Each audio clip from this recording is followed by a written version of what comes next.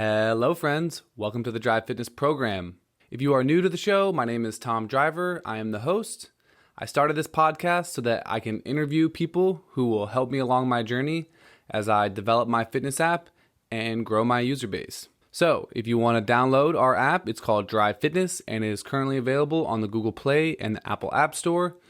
If you give us a 5-star review on the App Store, that would tremendously help us. Now, if you have been keeping up with the show lately, I've been discussing a goal that I have of hitting 1,000 downloads by March 31st, which is our 1-year anniversary of the podcast. We are currently at 950 downloads, and we have about 10 or 11 days left. So I'm not going to lie, I'm super nervous, We're probably going to end with 995 or literally 1002, So we're right on the line. And it's just a goal that I made up for myself, but I don't know. Why make up goals if you're not going to try to hit them, right? We should all be setting goals for ourselves, and it should be important to us that we hit those marks, So I haven't been able to find a guest recently. Last week episode, I did a solo one, right? And then this week, I still couldn't find a guest. For a second, I was like, fuck it. I guess I won't post an episode because I definitely didn't want to do 2 solo episodes in a row. But I woke up this morning. I randomly remembered that I've been sitting on this long lost episode with Frank. And Frank has this product. It's a reusable straw, an environmentally friendly straw, right? He was selling the straw on Amazon, and then he had to stop selling the straw on Amazon. And he is currently in the process of setting up his own website to sell the straw on. So I hit him up this morning and I was like, Frank, is that website set up yet? I kind of want to post your episode soon. And he said that they're almost ready. It'll be up in a couple weeks, but that I could go ahead and post this episode now if I wanted to. So first of all, I just want to say thank you to Frank for being understanding. I'm going to wait. I'm not going to post any video of this, or I'm not even going to post a clip of this. Then once Frank's website is ready, which should be a couple weeks from now, then I'm going to post the clip from this video. So if you're listening when this is released, please do me a favor and keep a lookout on my social medias. And then please actually go and purchase one of his straws, right? I'll announce it again on the intro of whatever podcast is going on that week where his website's ready. I will promote Frank a bunch on my social media so you guys can see that then.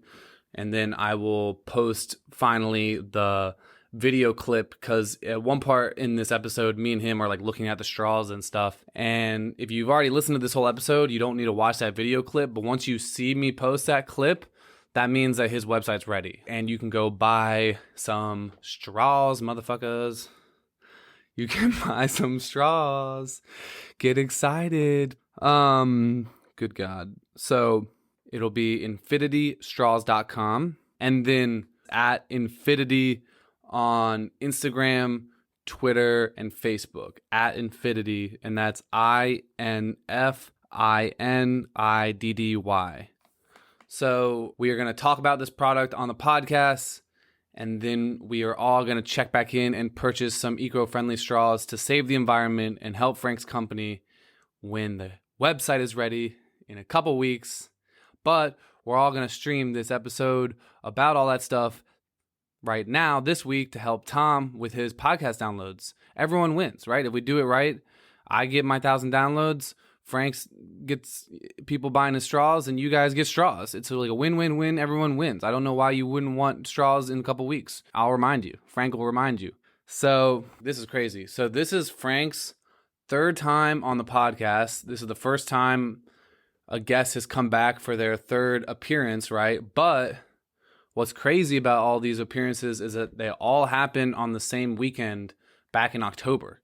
So I went to go visit Frank and Kayla, and we recorded literally 5 episodes in one weekend, and this is the last one. So the 2 other Frank episodes and the 2 other Kayla ones and this one were all recorded on the same weekend. So I just want to fucking give some props to that weekend because we went in, man. We were exhausted by the end of that weekend. And I just want to say thank you to Frank and Kayla. I was high maintenance, sitting on their couch, forcing them to record conversations and like asking them all sorts of hard questions, you know? So thank you guys for being patient with me and for cooperating and like, you know, really killing these episodes. Like we really went in that weekend. So I really appreciate you guys. And the next time I see Frank, it'll probably be at his bachelor party. And the next time I see Kayla, will probably be at the wedding. So I just want to say congratulations to them on their engagement. And I'm looking forward to their wedding. This is the last round of this series of Frank and Kayla episodes. Next time I record some podcasts with them, they will be married. So that's just fucking mind-blowing. They told me they were thinking about starting a podcast episode after the wedding. I'm not sure if they're going to do that, but one last time, I just want to encourage them to say, hey, you too can do it, because you guys have all like the building blocks of like a really positive, healthy, profound podcast, you know? And you guys are going to learn so much more too, like throughout your 20s and 30s that I think you guys should capture that and like share it with the world, you know? It could be pretty magical. Like, I have to find a guest every week, but you guys could literally just talk to each other and have endless conversations of good, helpful pieces of knowledge and motivation and inspiration for people. So whether you do that or not, just thank you for your knowledge and thank you for at least sharing it with me that weekend. So going into this episode, I already mentioned it a shit ton, but Frank and I talk about this eco-friendly straw that he built with his cousin. We just talk about kind of his business online, what it kind of takes to sell a product online, create a product. And on top of that, Frank and I finally discussed music for a little bit, because Frank did make the intro beat for this podcast for both seasons, actually. So double thanks to that. And yeah, just once again, Frank, appreciate you. And I really enjoyed listening back to this and editing it, man. And I can't wait until we do this again. All right, guys. So download the app, share the podcast with your friends, tell some friends, help me hit my goals. Full video episodes on Patreon. Yeah. Peace out. Enjoy the episode and take it easy.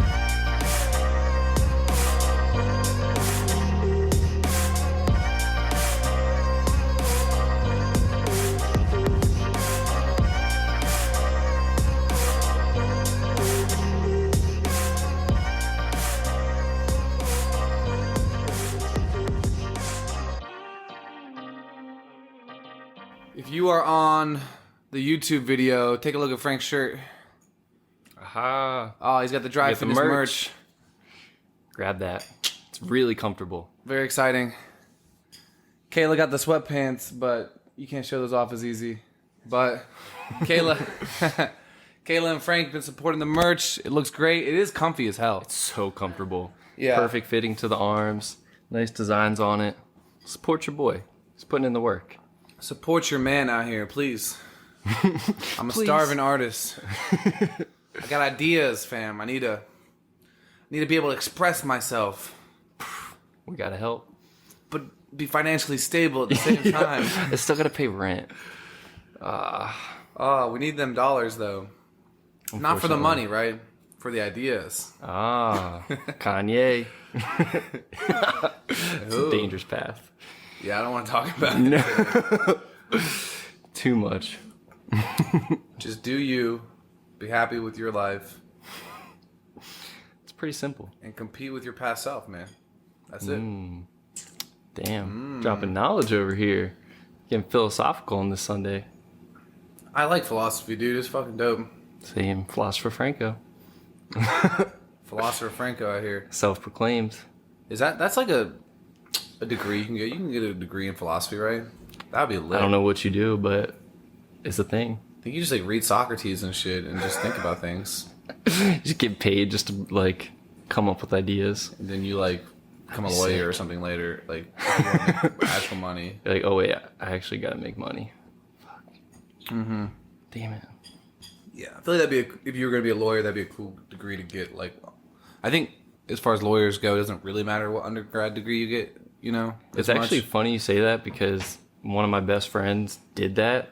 Like, he got a philosophy degree and then he was about to go to law school because he was like, what can I do with a philosophy degree? Yeah, exactly. So, yeah, Ryan, don't go do that unless you got another plan to make money. I mean, that was like you in the psychology degree. You were like, "Oh fuck, I got to go back to school in order to like, capitalize on this." I'm making minimum wage. Fuck. Shoot. And it was like really hard. Yeah, it was like the hardest job I've ever had. Oh yeah, we didn't really touch about it yesterday, but Frank worked with like mentally disabled kids for almost a year, right? Yeah. How was that? The hardest job I've ever had because it was my first job after college. So it was like already so many life changes, you know, where you're trying to pay rent on our own, trying to figure out a whole new city, figure out what I want to do with my career. And I was not trained for that because it was like going to each person's house. So I was driving 2 to 3 hours a day, barely getting 20 hours a week of like actual, pay time. But it was, the good thing about it was it showed me what I do want to do, because I liked working with the kids, but that particular way of working with them wasn't my skill set. I'm not a behavior therapist. I wanted to be a therapist. So it showed me I was in the right direction, but just this wasn't for me, I assume it taught you a lot of patience. You're already a patient motherfucker before that. It was tested. Let's just say that. I believe it, buddy. But it was good. You kind of need that sometimes, see like, where is that line of how much I can handle? Sometimes you got to find out. You got to push your limits. I pushed them. You push your patience limits. That's good though. That was good. It taught me growth. what like I can handle, because I was always the patient person. So there wasn't that line for me. It was just like, I just deal with things. That taught me like, oh, I got to do what I want to do, or else life's just going to push me around. I can't just go with every flow that comes. I got to take some ownership in that. Got it. Which was hard for me because I just go with the flow all the time, Hey, man. That's what I do. That's what you got to do sometimes. So, we're not going to talk about psychology today, right? We're going to talk about your company. Yes. So, Plan. Tell me about it, right? I think your cousin came to you with this idea, and yeah, what's it all about? So he came to me, I guess, 2 years ago at this point. What's his name, by the way? Jesse. Okay.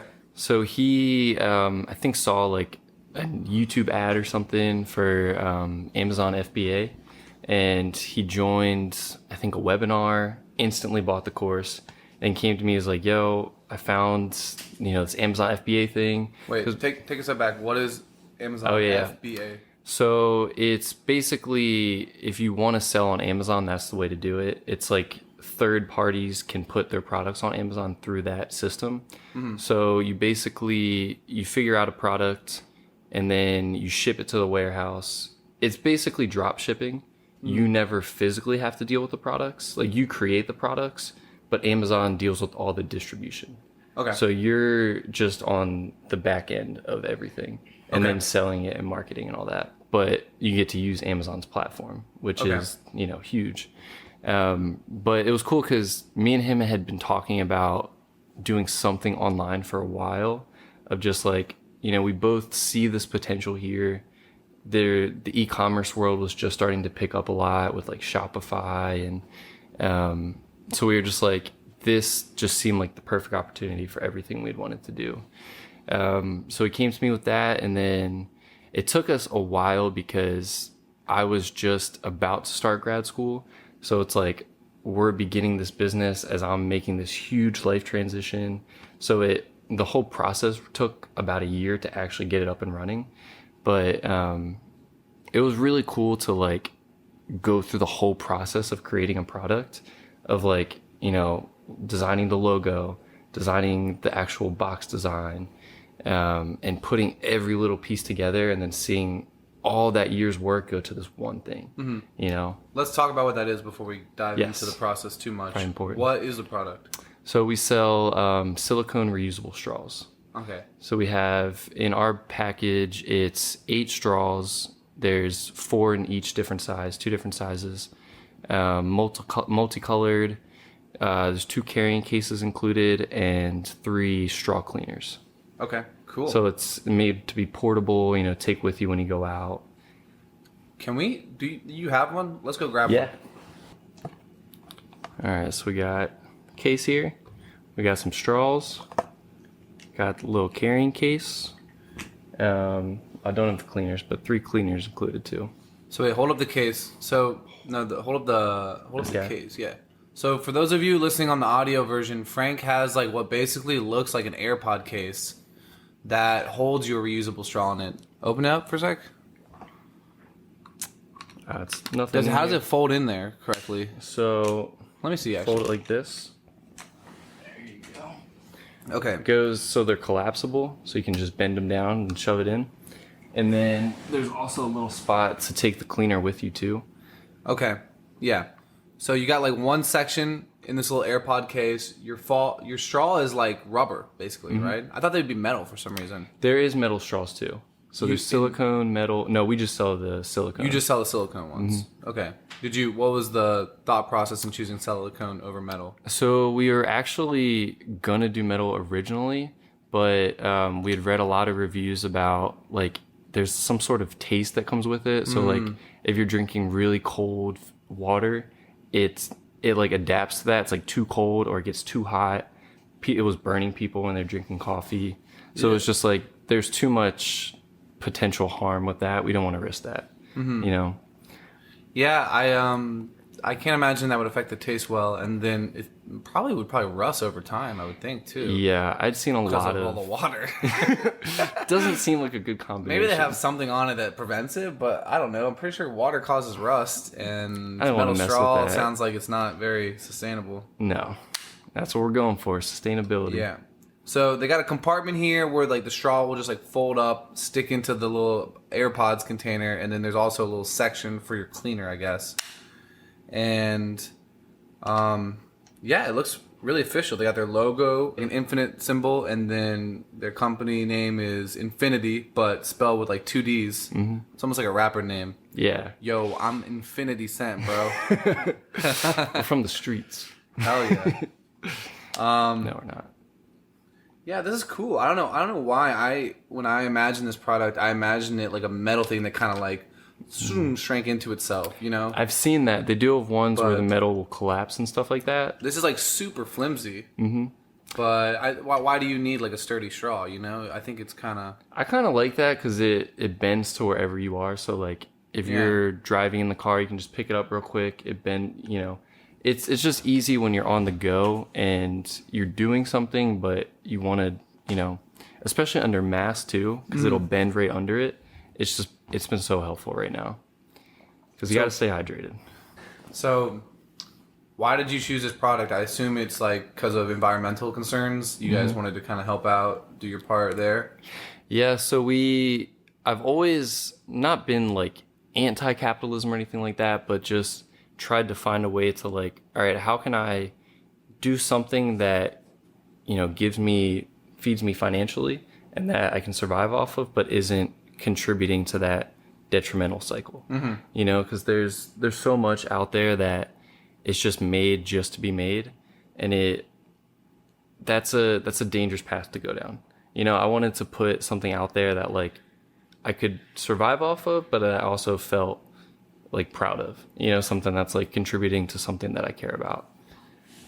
So what negative effects do disposable straws have on the environment? So they basically just get dumped wherever. I mean, the way I look at it, straws are the beginning of the problem. Like there's so much plastic waste out there. Yeah. That's just I think that's where we need to start. That's kind of the collective awareness of where it is. So that for us, it was like, all right, that's our starting point. But they end up in the ocean, in landfills, and animals don't know the difference between a straw and food. So they eat it and then their bodies don't really break it down. And then we may end up consuming it because, we may catch that fish and then we didn't realize it's been eating all this plastic for years. So it's not only, causing environmental disasters and creating these chains of just, it's like if one animal eats it and then another animal eats it, it just, that cycle just keeps going. But it also affects us. We're eating who knows how much plastic and we don't even fully realize the extent of that, like how that affects us, Yeah, it takes like going back to like that holistic systematic view, right? All this plastic, a lot of it ends up in the ocean. It gets broken down. Fish eat it. then we eat the fish, right? Yeah. And then there's little bits of like microplastic Mm-hmm. in the fish we eat, and that has toxins in it, and Yep. they can get not just into our systems, but all the other animals that eat all those animals. Yeah. It's a And vicious cycle. it's extremely hard to get rid of because a lot of it is broken down into like microfibers, correct? Can't even see it. Yeah. You know? There was one like entrepreneur that is like doing a big clean up the ocean thing. Which Yeah, I saw that. That's super impactful as well, but you know, that's not the root of the problem, right? I mean, that's fixing an issue. This is a preventative measure, like Yes. a preventative measure, so that he's not just scooping plastic out of the ocean forever. Like we actually stop it from coming in. So let's avoid the plastic to begin with. And that's how I think about it. Like, you know, I really try to question, like, okay, does this actually do anything? You know, because I think it's important to always question yourself, and if what you're doing is making that impact that you actually want to do. And the way I see it, it's like we're playing our very small part. You know, like you said, like there's people coming up with crazy technology that is solving all these other environmental problems that I would never be able to do. You know, this is what I can do. This is my contribution. You know, it may not be the biggest one, but it's something tangible that I know I'm contributing to. Yeah. You know, It's like we can preach all we want. We can talk about how there won't be real change unless we do it systematically. But we all need to look a little bit inward, focus on ourselves. What can I do? Maybe you stop using plastic water bottles and you get like a water bottle that you fill up every single day. Yeah. You switch your straws, right? Just small steps, but they add up. What other know? things what are some other small steps people can take towards decreasing, what is it, their Carbon footprint. carbon footprint? I'd say, so that's still a journey that I'm trying to figure out. Like, because like you said, it's such a systemic issue that when you look at it on an individual, it just feels so overwhelming. It's like, what can I really do? You know, but I do really think that small little things, like you said, like getting a reusable water bottle, or being mindful of how long you're in the shower, trying to source locally food, and, you know, being aware of how much plastic you're consuming every day. So like I've seen these challenges of people will keep all their trash for a month just to see how much actually accumulates, and like post a picture to Instagram or something like that, and just be like, look at how much waste. Like I was trying to be conscious of this, and look at how much waste I still produced. So I think for a lot of people, the first step is just that awareness of like, I'm contributing to this even if I don't realize it. That was the big one for me, of like, I'm playing a part in this thing that is like, I don't want to be a part of that. It hurts, but you have to acknowledge that, like, okay, I am. So what little steps can I do to at least, you know, start to make that change? Because it's not like all of a sudden you realize this and you just become this super eco, everything's green and no plastic. It's like, that's just not realistic yet. We're not societally at that point where we're all taking this seriously. But I think those little steps that we can each do, just, you know, pushing that awareness, and really everything that we do, trying to think of like, what impact does this have? You know, that just thinking like that really gets you in that mindset. And that's where that long-term change comes from. Yeah, I think we were talking about this yesterday for just like personal growth, but you need to set realistic goals and then milestones, right? So, you know, we obviously want to not, you know, pollute as much, but a realistic milestone, let's switch from using disposable straws to reusable straws. Okay, cool. Yeah. Everyone switched. No one uses disposable straws anymore. Let's pick another milestone. Let's one thing at a time. Let's not just get overwhelmed by the end goal, which is very overwhelming. It's scary. And let's make the realistic progress we can make, you know? Yeah, I like that, because it's more a tangible, instead of like, I'm going to be the one to change the world. It's like, that is such an ambiguous, like, what does that really mean? You know, when I look at like, oh, I can make this switch and know that I'm not contributing to that anymore, that's something I can do. That starts to give you that power back, you know? Yeah, just some like eye-opening thoughts. I'm pretty sure like the big plastic mass in the middle of the ocean is like the size of a continent or something. I'm It's pretty sure I've heard that. Yeah, size of a small country, basically. which is insane to think about. And I remember someone once said like when people look back in time, right? Like, you know, we have art and music and all these things to measure time, but another way is like geologists look at like sediment rock, right? And they look at, you know, these layers of time that pile on top of each other, and like we will probably, even if we do a good job cleaning it up, we'll be remembered as the plastic people because there will be a layer of plastic on the bottom of the surface of the ocean Yeah, that will represent this time period. You know you what I'm can't saying? forget that. You know, Which is crazy, dude. That's literally what we're gonna be remembered for millions of years from now. When you take a chunk of rock from like the earth and analyze it, and you see all this like sediment, and then you just see a layer of plastic, like that's what they did. That was our time period. in the you know? 19, in the 20 and 21st century. Like, okay, They were crushing it. good job, guys. We really left our mark. It's so true though. Like, it's weird to me that it's that's even a discussion that has to be had. That's a serious thing. Yeah, You know, because when I first started really getting into environmentalism, it was shocking and overwhelming, and I was like, of course we should care about this. This is how we survive. You know what I mean? If our food is tainted and everything's polluted, that's gonna come back to us. It's gonna affect our health and just our survival. Like if we're polluting everything where we can't get healthy food, and you know the land's not as available, it's only hurting ourselves. Yeah. Why isn't that? I get it, it's politicized and stuff, but I just wish it. I mean, I guess you could say that about anything. I wish it wasn't politicized, but I just wish we could have rational discussions about. I get that there has to be a transition to sustainability. It's not just let's just cut off fossil fuels, because that's a transition. You know, I wish it was that simple, but we need to have real conversations on both sides of how do we keep the economy going, but not completely destroy everything. Yeah. You know, that shouldn't be a crazy idea.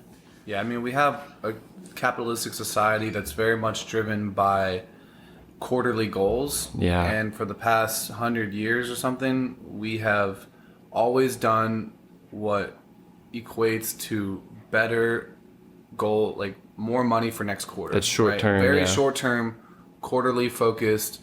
Company's got to be worth more next quarter than it is this quarter and every quarter. And we do need to switch to a more sustainable mindset, and it's gonna have to be a rewiring of the way we think about 100%.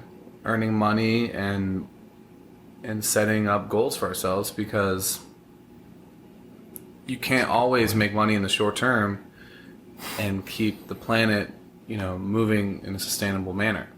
Yeah, that's such a good point. That is really how we focus on things, you know?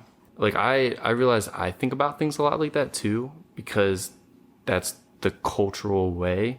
You know, it's always like, I got rent to pay this month. How do I figure this out? And if we're all collectively thinking like that, of course we're not going to be thinking about the long term, you know? Like obviously there's people that are, but I think as a culture, we need to start at least having those conversations and trying to, you know, switch that mindset of like, okay, yeah, we need to survive in the short term, but we also want to live for the long term. You know, it's not, we can't just think of tomorrow. There has to be, I think we've lost that awareness of like, oh, everything we do today is going to affect us in 10 years. You know, it's not like we just keep going and we don't have to deal with it anymore. There's consequences to those things. And sometimes we're so focused on that immediate goal in front of us that we don't even want to think of what could possibly happen after, you know, especially with companies when their incentive is, well, I'm making millions of dollars. Yeah, maybe you have to deal with that pollution. I'm not in that community. Yeah. You know, I don't have to deal with that crappy water, and that's on you.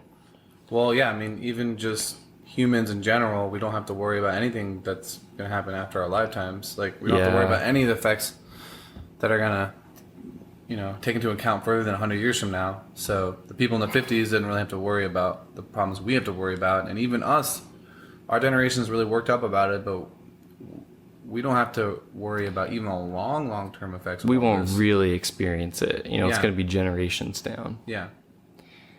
It is interesting that our generation does seem to really care about that, you know? Well, we have to. Like, Yeah. We will see some effects in our lives that are going to be hurtful. For sure. I mean, especially kids that are even younger than us, right? Let's switch, though. Let's switch gears and talk about, like, from a business perspective, like, you were kind of going into, like, building the product and, like, how did you choose, like, the manufacturer and the design and, like, everything that went into that? So that process took a while too. We got probably 10 different vendors to like send us samples. And then once we had a good idea of like, okay, this is good quality, then there was that whole negotiation process, which ended up taking way longer than it should have too. But what we ended up sticking with this manufacturer was because, they really got our label right. Like we wanted to figure out how can we have a case like this, but have our label on it where it looks good and it's not like cheap quality. And sometimes the communication with the manufacturers wasn't very straightforward. You know, they kind of have their bottom line to reach. So it was hard to both come to a middle ground and really get that point across of what we were going for. I kind of want to, I don't know if this would be relevant at all, but for like some of these designs, I went on Fiverr. Do you think that would be helpful to people to like this? Yeah. You know, I didn't even know how to do this. I went on Fiverr when I built my animations. Okay. Yeah. So actually one thing that was super helpful in this whole process was Fiverr and just any sort of website like that where you could find somebody that could just do something that I had no skill set in. So our logo was designed by somebody on Fiverr, this whole box design, this insert card right here. It was cool because they were each done by a different person, but I probably went to 3 or 4 people for each of them. And then I would get, 3 designs. I would like one and then maybe bring that to another person.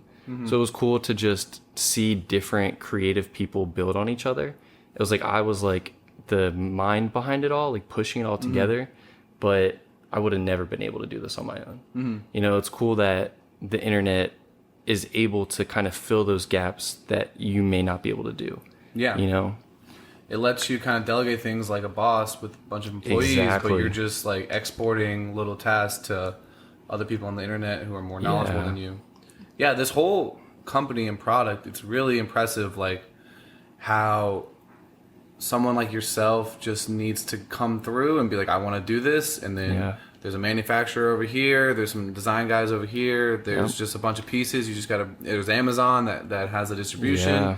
And you're just like, I want to be a part of this economically conscious movement. Let me just put together a little product of my own and do my part to help sell as many products as I can. That'll push that idea out there. A bunch of people are already selling straws, but now anyone who bought one of yours probably wouldn't have bought one anyways. There's a lot of people that you brought to the table, so you bring people that follow you. It's like my little circle, and you bring them into all these other factors that are already in place, and you just kind of gotta put them all in line, put your touch on it, and man, it's kind of wild. Yeah, it was. That whole part was so cool to me, even though it was super frustrating at times because like you may be communicating with people in different countries and there's a little bit of a misunderstanding with things. You're like, that's not what I was looking for, whatever it is. But it was still so fascinating just to go through that, because even through all that frustration, it was like, we made this, we literally went to like 20, 30 different people and it all came together to create this one thing. But even if it's not this, it's whatever dream you have, whatever product you want to make or music or video. It's like, there's so much talent out there. And now we have the resources to bring all these people together. It really is limitless, And it's not that this was easy. This took a lot of work and a lot of frustrating moments of like, oh, we got to figure this all out again. There's points where you're like, is this even worth it? Why are we doing all this? But when you finally get to that end point, it's like, this is real. And we actually made something like that. That was so cool. Yeah, obviously we kind of broke into e-commerce about 10 years ago. Yeah. Which the distribution is the hardest part about any of this selling products online, right? Like that door like wasn't even open 10 years ago. Yeah. Now we're there and the e-commerce is there, but the biggest innovation that I've kind of noticed in the past like 3 to 5 years is like now we don't have to handle the inventory the same way. Yeah. Like if you look at old stories of like Amazon, there was months where like Bezos and his early employees were just boxing up boxes, you know what I'm saying? Because they just had to handle all the inventory. They had to get it all out, you know what I'm saying? And I was telling you about this with the t-shirts. Like I set them up, like back when I was in college and we had organizations, we used to just get a bunch of t-shirts and there would be someone's house with like hundreds of t-shirts. Yeah. And it was just like keeping track of the inventory is a hell of a job on your own, So it was so cool for me to set up these t-shirts and allow someone to print it, do the inventory for me, do the distribution for me, and all I got to do is like stamp my logo on it and help market it, Yeah. There's tools for marketing now too, which we can get into, but so much. It's wild that even like you would just think that like handling the inventory would be take up a big chunk of your time, and right, you don't have to do that either, right? Nope. Yeah. I've only gotten a few samples and I have a few of my own, but all of my inventory I've never touched. Yeah. Went straight from the manufacturer to Amazon, just goes right to the person. And we were talking about this last night, how like everyone needs to just do their own thing online, whether you're a podcaster or a YouTuber or an artist or whatever it is. You create a product. You don't need to actually be an engineer to create and market and promote a product online anymore. Yeah. It's like, crazy, man. There's so many. Everyone can just be a brand all of a sudden. Yeah. It's weird because it's gotten to a point where the barrier to entry is so low now that it's almost oversaturated to a point in certain markets. It's like before, to create a whole business like that, there was so many more steps. It was so much more expensive. Where now it's just all so much simplified and so efficient that anybody can really do it. But that makes more competition and more. But that's where I think where you're saying like finding your thing, whatever your niche is, that I think that's what sets you apart, your brand. And that's I think the internet is cool because you being yourself is what separates you. You know what I'm saying? It's not like you have to have that perfect skill set anymore. You could just be entertaining and people are like, I like that guy, I want to watch him. It's such a different economy and just landscape these days, which is cool. How are you running your advertisement campaign? Mainly through social media, Facebook ads, a little bit of email marketing. I'd say Instagram and Facebook are probably our main source. A little bit of Twitter. So, obviously, I've seen you promoting it all over your socials, but are you actually doing targeted Facebook ads? Are you doing that stuff that I was talking to Tony about the Google Pixel? The Facebook Pixel? So you do that? It's amazing. So it helps you close sales through... It's that's interesting. crazy how, like, specific you can get with the targeted ads. Like, that blew my mind when I first started doing it. Is you can get not only demographics, but interest and, past shopping history. Literally anything that you could possibly think of, you can narrow that down to it. But then do you put the pixel on the website and then keep track of people who have like clicked on it and clicked then on it but didn't buy ads. it, and then close in on certain people that are, seem interested based on they spent more time on it. That's so wild. I know, it's so wild that like all these, and that's why I think at one point last night we were talking about the Social Dilemma documentary, where it's like all negative. It's like this is a problem, and like I agree with it Definitely. on that side, but also like you and me are able to sell products online now because of all that, which we're capitalizing on a negative issue, in a way, but also we believe that our products are doing the world or are having a positive impact on the world. So it's kind of like I'm kind of at a crossroads. What's the word? I'm at a Standstill. not standstill. Oh, I know. Conflict of interest. Yeah. Yeah, I have a conflict of interest here. I don't think it's good for our mental health to be targeted, but I also, as a company, I like the ability to do targeted ads and make sure that I'm not just putting up a billboard on a highway where most people that drive by aren't caring about my product. I can actually put my ad in front of people that care. That's huge. That's a huge revolution. That's positive in a way, but negative in a way too. That's been my biggest struggle with everything, because I used to be so anti, like, you know, these companies are taking over. We need to have that power back to the people, and all our minds are being tainted by all this advertising. And now on the other side, I'm like, oh, but like I got to survive too. And you know, the power to the people. You are just a person. Exactly. Anyone can run an ad campaign on Facebook. So it is decentralized. That is cool too, because it does give more power to individuals who just want to get something out there. It also, you know, contributes. Obviously, the money's going to Facebook. There's debate on whether they have the best interest in mind. You know, there's obviously a conflict of interest there, but I think that is the starting point that we need to start to decentralize stuff. You know, this is showing people that you can do your own thing. It doesn't have to be the way it's always been. There is a new kind of way coming. This is, I think, the push, that catalyst for it. May not be the perfect system, but it's gonna start to move in that direction. What are some other big challenges that you face? It could be anything from the product design to maybe how you handle your money, pricing, marketing challenges. What are some other challenges that you've run into? Well, it's definitely straws have gotten very popular in the past year. When we first, that was the problem with the process taking so long, and that's kind of what I was afraid of. Because when we first came up with the idea, it was just beginning to be a thing. You know, that awareness was just starting to happen. You would see those ads of like, you know, there's 7 billion straws in the ocean or something like that. So it would have been the perfect time at that moment, but because we were both so busy and the process got prolonged, by the time we actually put it out there, it was so oversaturated that it really forced us to be like, what is our unique, like, how do we stand out in all the sea of other straws, you know? Which has still been difficult, but I think it's forced us to get more creative in our advertising.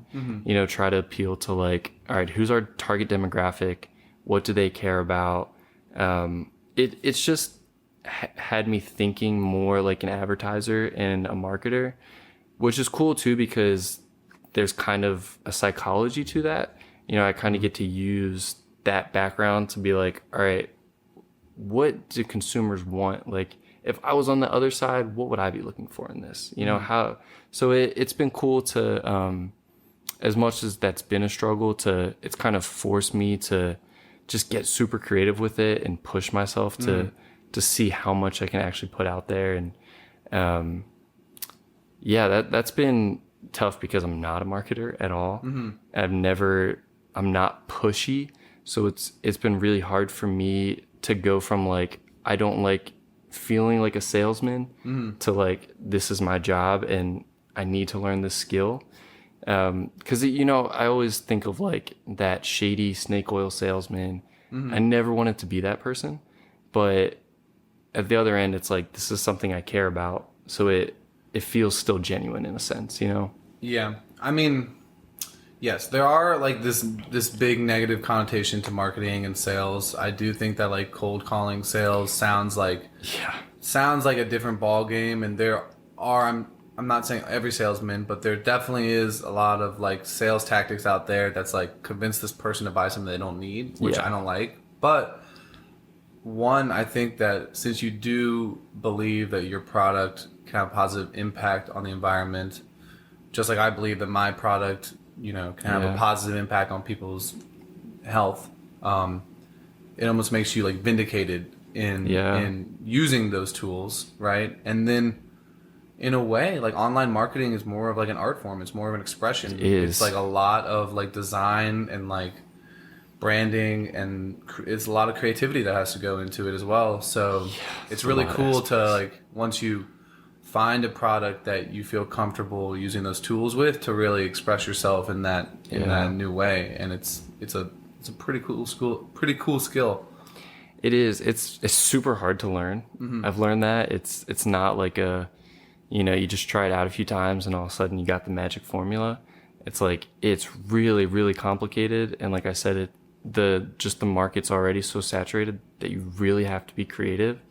But sometimes I think you need that kind of push of like, because if I didn't have that, I would just be putting out like the bare minimum, where now it's forced me to like, I need to hone in on this skill. I need to actually learn this. But it's cool too, because that'll help me, if I open a private practice one day, or it's not just or marketing music. It's like, this skill is really important. Oh yeah. And this showed me how important that is. It's all encompassing, right? Exactly. It's like knowing how to like do your finances or something, right? You got to do it. Yeah.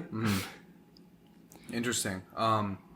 So the straw, like, was a design that the manufacturer already had. The container, was that something that was pre-designed as well? So there's different container options that you can do. That was an option with a few of them. That was a little more rare, but we felt like it looked a little more professional. Honestly, I feel like it does look like an AirPod case. It does. That stimulates some sort of response in people, like the dopamine rush from like, I love my AirPods. I'm rich.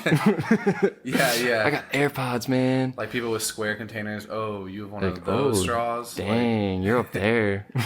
But it does look sleek and it's a good design, Thank you. I like it too. The other ones, like, it literally looks like a little alien pod. Like it's not something that you'd want to take out. Yeah. I would not want to be seen in public with that. Okay. So, this is more like socially acceptable. I guess. It's got the little keychain I put on my backpack or wherever I'm going. You're talking about competition, which I do think, right? You are in a highly saturated industry, especially like your niche straw industry right now. But I think it is like an opportunity to just build a brand, right? And then I am going to ask you like what you think like the future is for your company, but just off my own head, right? I feel like we were talking about those plastic bottles, right? You could just, same thing, find a manufacturer that has like a reusable water bottle and then boom, put your logo on it. Now got the pair. Now you're more than just one of 100 straw companies. You are got some like little extra. You have two products now, and people might, and that's when I think your message coming through and the environmental points. It's like, oh, okay, like there's I more like to the it. message here, and now I could buy a straw thing or a plastic cup because for me, I'm gonna get one, but I also just don't use straws. Like I just that was never. I don't thought. have like I'm not like sitting in my house using disposable straws every day, being like, oh shoot, I need to save the environment by switching to Frank's product. Like I just don't use straws, but I buy plastic water bottles sometimes. So once you put out, maybe if you can put out some more products, then you will be able to encompass more needs of your user base. I definitely agree with that. We actually, for a very brief time, my sister she would buy like bottles like this and then just put her own designs on it and then sell that with the straws through like Etsy or something like that. And that was handling cool. the inventory, right? Yes. That's what I was saying. That's why this is different. Yeah, that's true. That's just exhausting. Slap the logo. That's something you could do for like a weekend or like a month or two. But she did it for like 2 weeks. Always be handling the inventory is too much. You got to set things in motion so you can sit back and just let it come in and manage. You got to manage all those different aspects. Yeah. That's definitely a goal down the line to open up more products. Like I think this was like, all right, this is we know what to do with this. We can start, and then once we kind of get that more up and running, then what other environmental products can we do? Do you have any other ideas?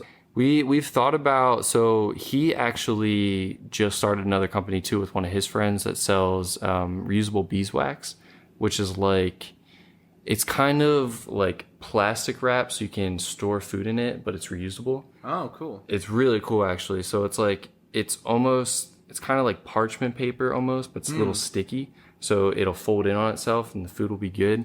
and then you literally just wash it off and it's good. It's crazy. That's dope. Yeah. It's super cool. Does it last like 10 times or something and then eventually you throw it out, or is it pretty much? I think it's supposed to be.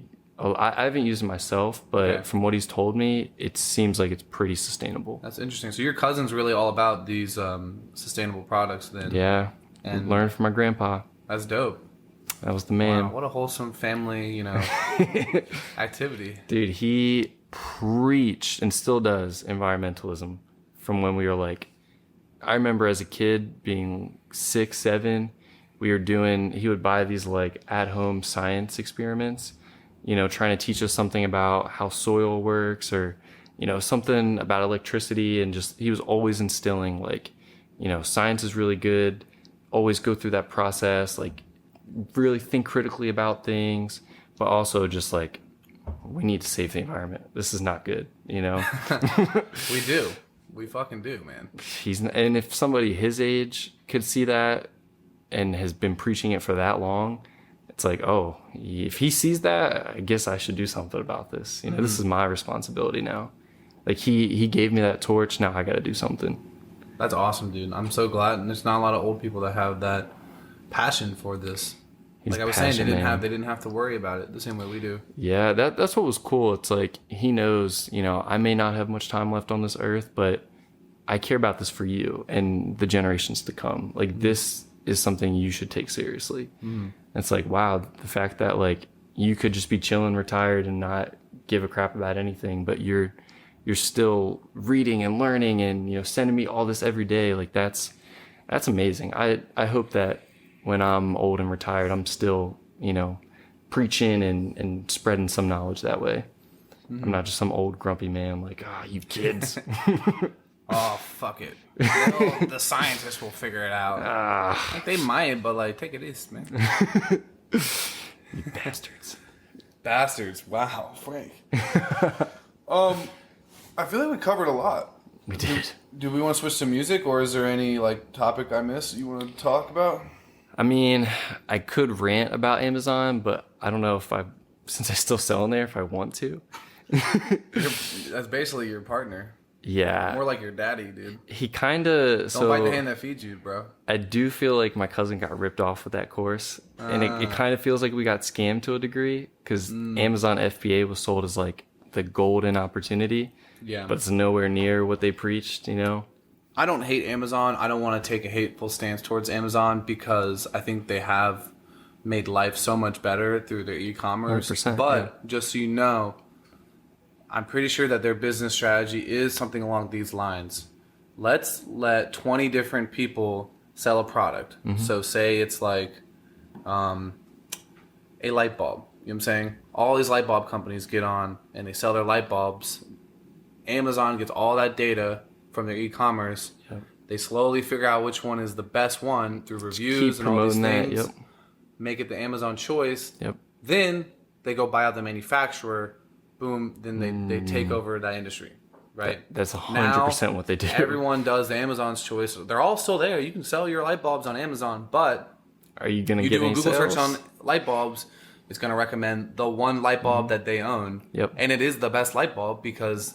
And they've gone through the process. And the best price light bulb because they spent a couple years analyzing data on that industry. And they might be doing that to the straws right now. They 100% are. You might find out that the manufacturer that you've been going to got bought out by Amazon because your straw was the best. And now Amazon's selling your straw right next to yours, but they're recommending it.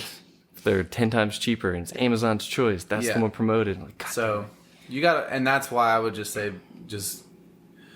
if you want to be sustainable, build more products too, right? You gotta have other avenues in case something like that does happen.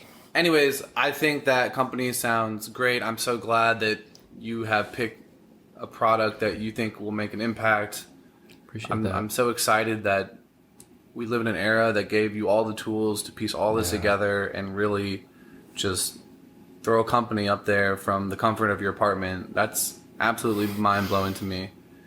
And man, I wish you guys the best of luck. We'll give you a plug at the end of the episode. Hell yeah. Another thing that me and Frank just want to touch on for like 10 minutes in this episode, we got to give recognition where it's due. Frank designed the theme music for the podcast. It's an honor, honestly. When you asked me, I was like, damn, like, you trust me with that? That's crazy. Yeah, I think the beat was originally called Breezy. Oh, yeah. Wow. So that beat is called Breezy. It's our intro beat. Got your beats if you need them. And yeah, Frank has been producing music for like 4 years now, I think. 3, 4, yeah. Mostly as a side hobby. You've had some opportunities to make some music, and it's so funny. The story goes about like a year ago, before I started the podcast, I was always looking for like an alternative way to like promote Drive Fitness. Yeah. And me and Frank, we started working on like an album together.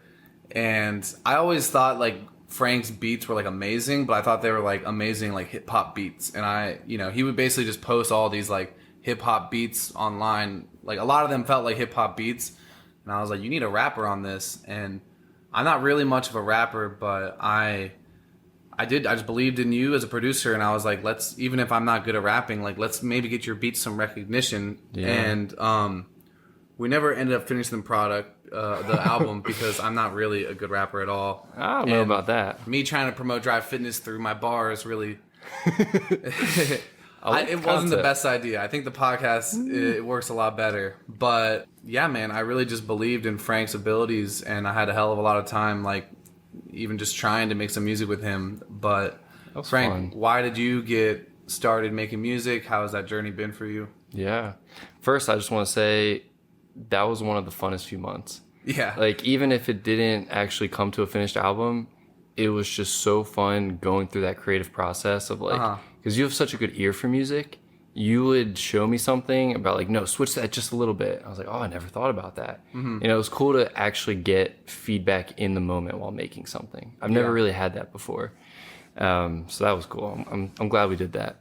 But I don't even know how it started. I think, so I played like guitar a little bit back in the day, took lessons for a few years, super on and off, but music's always been such a big part of my life. Like when I think back to like some of the craziest points in my life, music was the one thing I could go to. That was always what got me through. So then I started thinking like, can I do this? Is this a thing that I could actually make? Because I had a little bit of music talent. Like, I learned a few songs on guitar. I was like, oh, this is cool. Like, what else can I do? And then I think I downloaded like some random app on my phone. I would just make little beats like that.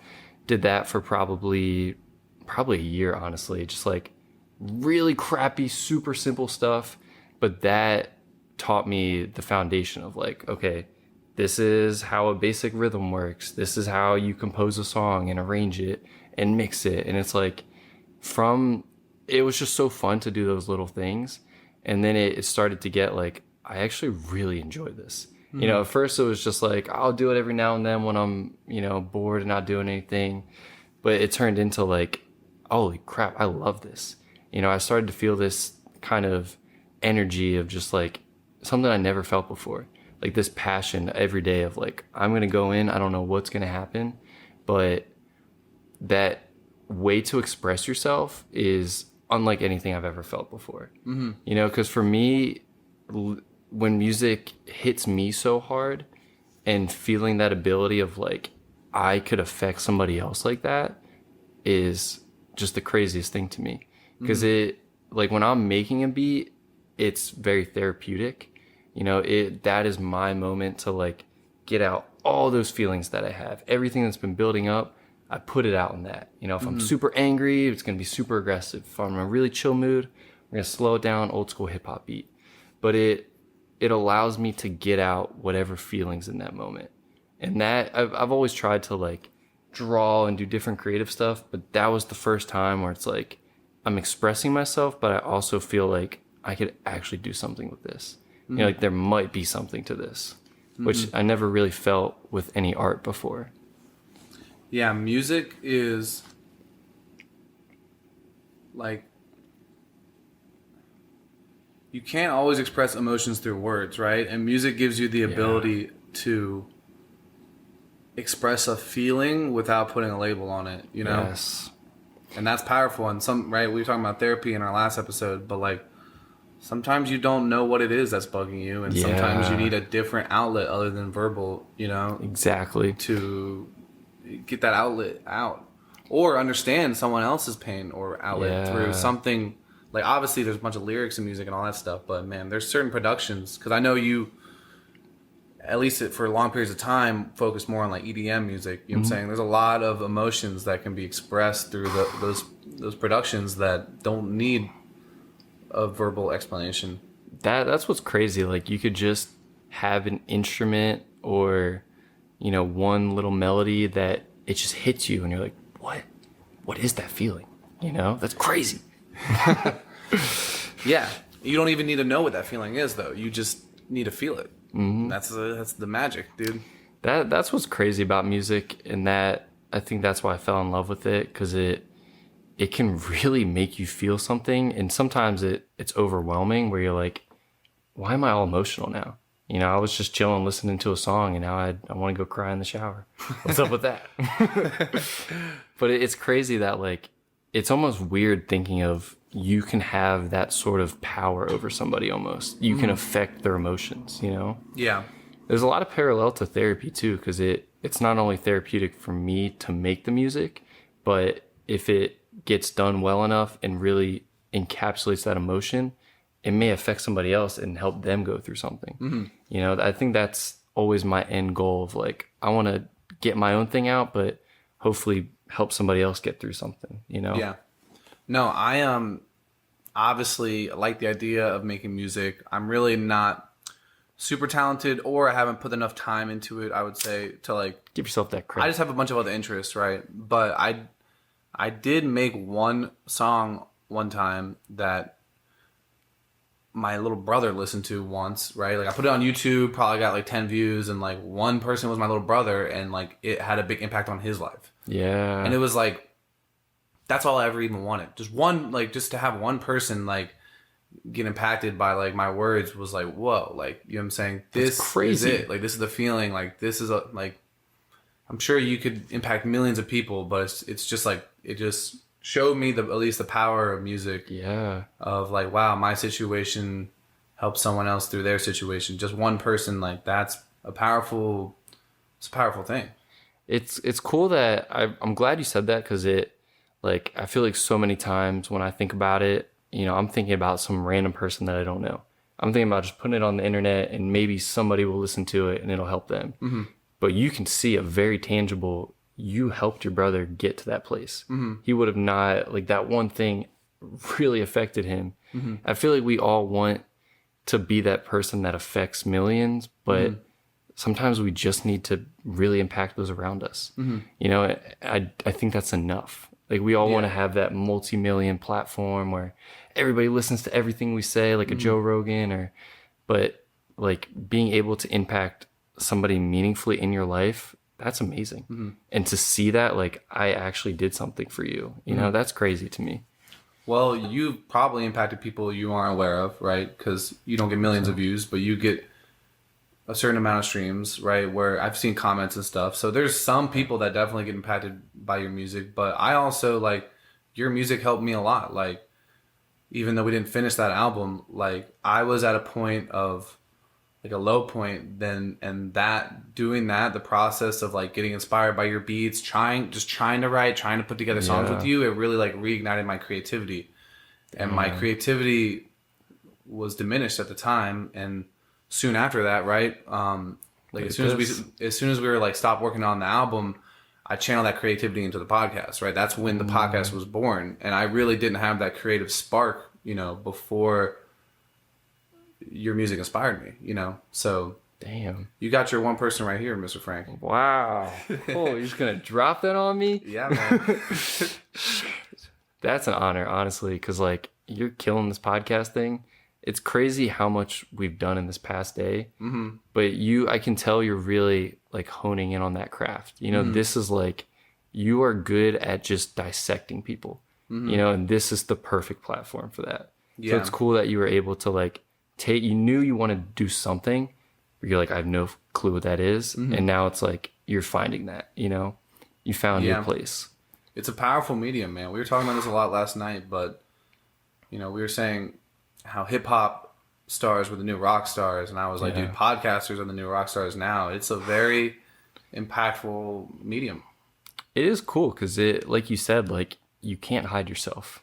Yeah, you can't. Yeah. You can try. It's hard. But you're sitting there for hours. You're gonna show yourself a little bit, you know? Yeah, I mean, one guest in like a 3-hour video really has to start expressing how they really feel and not just run on a script. But then you as the host, man, by episode like 10, you're like really out there as far as like who you are. Yeah, and you have to be vulnerable every single time. Extremely vulnerable, yeah. And so many different people too. Like, I'm a personality. Caleb's a different personality. It's like you have to manage each of those and figure out when do I interject? What do I add to that, You have to be vulnerable but comfortable. Yeah. That's the only rule. You can't get uncomfortable. You can't get uncomfortable as the host. That's it. Because then I'm going to be uncomfortable. Yeah. And I'm going to be like, what do I say? Yeah, it's not... other than that, you just got to be yourself, But it's hard to be vulnerable and comfortable at the same moment. Yeah. Well, I'm glad you're comfortable because I would not be if the tables were turned. No, dude, you would do. You're killing it, dude. You've been great. Thanks. So let's just kind of tie up your music career. I know you've made a lot of EDM music, a lot of hip hop beats. The tail end of that story, which I kind of never reached how that all ties together. After me and Frank made that hip hop, or we tried to make an album, the intro beat was one of the instrumentals we never used. Yeah. So that's kind of how it all tied in, and like I didn't make this podcast because of that beat, but it was like right there, fresh, and we turned that breezy beat into the intro. It was like that, like connected the two. Mm-hmm. It was like, all right, this project's ending, but this is gonna bring in this new one. Yeah, it was like a baton pass or something. Yeah, exactly. Interesting. Yeah. I didn't think about it like that. And so you spent a lot of time just making music, putting it out on SoundCloud. Then this is almost a sad story, but I feel like you never really figured out how to make money from music. Mm-hmm. And you did get like a DJ gig right before COVID. Right as COVID was hitting. It seemed like you were going to be able to be a DJ playing like twice a week or something, and then COVID hit, and that never picked back up, right? Mm-hmm. So you made it. You made it. The opportunity came. I had it. You had it, but you didn't. But tell us about what the opportunity would have been, and maybe you'll get to do that eventually. Yeah, I think it'll still... it's tough because it was a wedding DJ gig. Mm-hmm. So it could be any wedding within like 4 hours or something like that.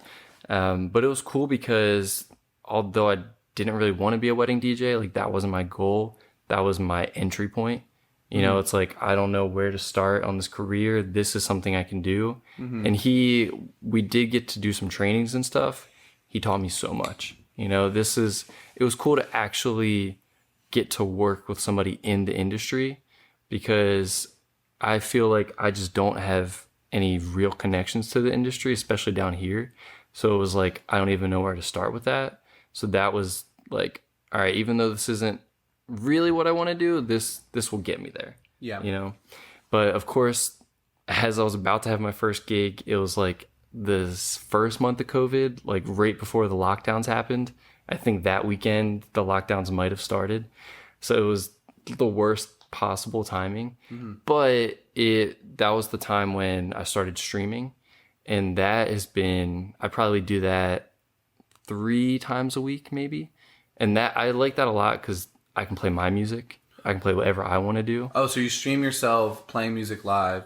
DJing. That's dope. Yeah, I've been thinking that, I've been kind of paying attention that has become a more popular thing to do, especially in COVID, right? Yes. It's so many live streams and online festivals. That's sick. It's just, since there's not really concerts right now, people need something, So as much as like, it would be nice to actually make money off that and build a career off that, it's cool just to have a medium to put it out and do what I love and start to build a fan base there. Yeah. Because it gets like, I'm pretty happy with, there are people that keep coming back every time and it's like, oh, this is how you do that. Mm-hmm. It might take years and it might be I have to keep being consistent about it, but it's cool to see that actual, like, you know, interacting with people and growing a legitimate fan base. That's what's crazy to me, that seeing that process. Yeah. I'm assuming you haven't made any money off your streams yet, right? I've actually not much, but A little bit? I get a little tips every now and then. Kayla just yelled from the other room. $20. $20, motherfucker. Frank is on his way. I'm a rich boy. That's more than I've made from this podcast, right? So that's dope. But that's what I was going to say is that it doesn't really matter. Well, making money does matter, but even without money, it forces you to put your best foot forward and be Yes. like, okay, I'm not just sitting in my room practicing DJing during COVID. Like, there might be only 5 people watching or 20 people watching, but I gotta be on it. there's just enough people that, like, it's like forcing me to produce the best I can in this hour or this 2 hours, you know? It's cool because I'll probably make music at least once a day, but that, like you said, like, that's so unstructured, just me expressing myself. Whereas when I'm DJing, it's like I'm in it. You know what I mean? I'm like aware of every little thing, super focused on transitions, and like just it's like the extra thing, just like podcasting. Would you ever stream yourself making music, or is that just too boring? I've been thinking about that. I feel like, sorry, go on. No, what were you say? I was gonna say, I feel like the mindset with streaming is like, just put it all out. Like, why not? Like, Why not? You know, maybe no one watches you make music. They all tune into you, like, doing the DJ stuff. But like, it's almost like it doesn't hurt you to just go online while you're making the music too. You know, like. It's funny you say that actually, because I was just talking the other day about, like, there's so many different ways you can go with music, especially as a beat maker. There's like, you could sell beats, you could put up production tutorials, you could do a live stream production. You know, there's so many outlets, and I feel like I want to do every one. Yeah. It's like, why not just keep putting stuff out there? Like, what's the harm with that, you know? Yeah. Since there are like all these tutorial videos and stuff, I feel like you would have to be knowledgeable enough to kind of explain what you're doing as you're making music. Like, Yeah. it'd be kind of boring to just watch you like sit there with a loop. But if you were like explaining your thought process, and being like, I'm listening to this loop over and over again because I need to find the right cadence for the tempo and all the other musical terms that I'm not aware of that need to go into, you know. Cadence was good. As long as you can give people like an explanation for how this ties into the bigger picture Yeah. as they're watching, then it might be enjoyable to see someone at work, you know. I've been thinking too, I feel like my domain might be that I'm on that cusp of still a beginner, but just I've been in it long enough where like I have an idea of the basics, so I can teach those beginners because I still know what that struggle is like. You know what I'm saying? Like, I know, because once you're like there, it's hard to remember what it's like not to know. Like, I'm still in that process, so I can break things down that a professional might not even remember. So I'm kind of I might be able to bridge that gap for some people. Yeah, that's kind of my mindset with this podcast. It's like, I'm not in great shape, but why wait till I'm in great shape to start a podcast? Yeah. Why not document the journey? Yeah, exactly. You know? I feel like that whole conversation with you and Kayla yesterday, it's just like, that was perfect for anybody who's trying to learn. Because you were genuine in those questions of like, what do I do about this? What does that mean? You know? Like, I'm starting from ground zero. Like, but so is the audience, you know? as a lot of people are. Yeah. It's perfect. Anything else just regarding music? Like, any philosophies that you have towards how you listen to or make or think about music in general? It's definitely changed how I listen to music, which it's interesting because it's both good and bad. Like, I listen so much more intently to music, which is cool because, like, let's say I'm listening to like a Kanye beat or something. I'm trying to dissect every instrument. You know, I'm trying to see like, how did he make that transition? What software was he using, or what, you know, how did he mix this? Does that take the enjoyment out of just experiencing the music sometimes? So I have to turn that off intentionally, because that's now, it used to be I just listen to it and enjoy it. Now my default is like, what snare was he using? Where did he get that sample pack? You know, it's like, which is cool because when I listen to music now and it's really good, it's like, wow, that dude, like, I know how hard that was. He got it, you know? So it definitely gives me such a deeper appreciation for how hard the art actually is, but it can definitely, turn it into everything has to be an intellectual dissection, which is to a point, it's like sometimes I just want to chill and enjoy music, Yeah, I've heard a lot of people who like make movies and who make video games say that the process of making them kind of ruins the enjoyment for them. At least with me in podcasting, I do have my like dissection podcast brain on when I'm listening to a podcast, but it hasn't ruined my enjoyment of it at all. Like these mediums, I feel like are a little bit more enjoyable. Yeah, when it comes to analyzing as you enjoy. I feel like you just have to be really aware of that. Because like when I start going into that mindset, sometimes it's great, but if I'm already stressed and tired and that's not what I need to be doing at that moment, I'm just going to be more stressed out because then I'm going to be like, well, I can't do that. Yeah. It's like, it takes a lot of practice to reel yourself back in. But I feel like for myself, if I lost that enjoyment, I wouldn't want to do it anymore. Listening to music and feeling just blown away by something, that's what keeps me coming back. If I didn't have that moment of like, what was that? That was a masterpiece. How did you do that? That's where I'm like, I need to figure that out. That's why I feel like listening to world-class music, listening to world-class podcasts or movies is the only way to break free, because they're so good that you can't find anything wrong with them. Like this probably is perfect. Listening to like an amateur like YouTube video, if you're like a movie producer, it's probably got to be like, oh, I'm not enjoying the camera angle, the lighting, the script, or what, but yeah, going to those world-class leaders of their industries really removes the analytical brain almost. Yeah, you have to, because it's almost too much. Yeah. I'm not at that level yet, Yeah, it's humbling. It is. It's kind of nice to just be reminded, like, I'm still at the beginning. I would like to be professional. That'd be great. But I'm just happy to at least be where I'm at now and to be on that process. It's a journey. That's beautiful, man. We're going to be in it for the long haul. I think that's a great place to stop, man. I think that's beautiful. I think you are just on the beginning of your music journey. Hell yeah. I am so inspired and proud that you have managed to keep music going, what I'm saying, while you're in grad school, while you're starting the straw company. It's nice to see people not lose that child passion for something that they love, because it's hard, man. It's hard to be disciplined and to do all these things you do. I'm super grateful for it, because I'm glad that I built that habit. Because like you said, like, I'm so busy, I could easily just be like, that's not for today. But I've built it into my stress relief. So it's almost like it's productive, but it also feeds my soul a little bit. I feel like we all need something like that, Yeah, that feeds into what we were talking about in the last episode about like how everything can be intentional. Like, if you view this as like your third company, then it's going to stress you out. But if you just be like, no, this is my downtime. Well, now you're just working all around the clock, except for part of your work is downtime in your head, and therefore it's all fitting into your bigger picture, Yeah. Smooth, much more smoothly. I feel like that you kind of have to take that, because it comes out so much more naturally. Like if I try and sit there and be super rigid about music, it's going to be horrible. It's going to sound like a robot produced that. But if I'm just free flowing, that's when the magic comes and you're like, I made that? What the fuck? Shit. That's sick, dude. Well, I could literally talk to you for 4 more hours about music, but let's wrap it up. Can you please give us the plugs of your straw company? Yeah.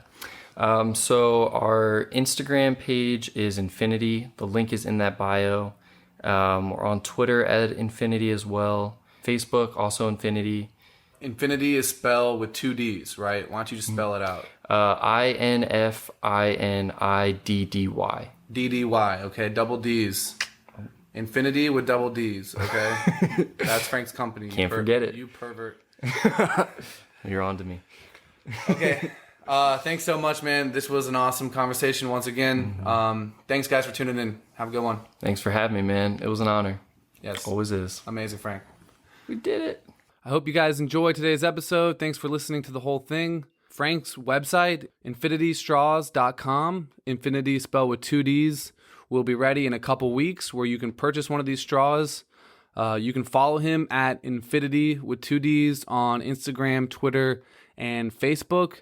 So just, follow his Instagram page. He'll be posting about the website once it's ready. And I'll also follow up and I will post the video clip from this episode once Frank's website is ready. So stay tuned so you can buy some straws, motherfuckers. And yeah, download the app, share the podcast with your friends, 5 stars on the Apple platforms, and that's about it, guys. Thank you so much. Hope you all have a fabulous freaking day.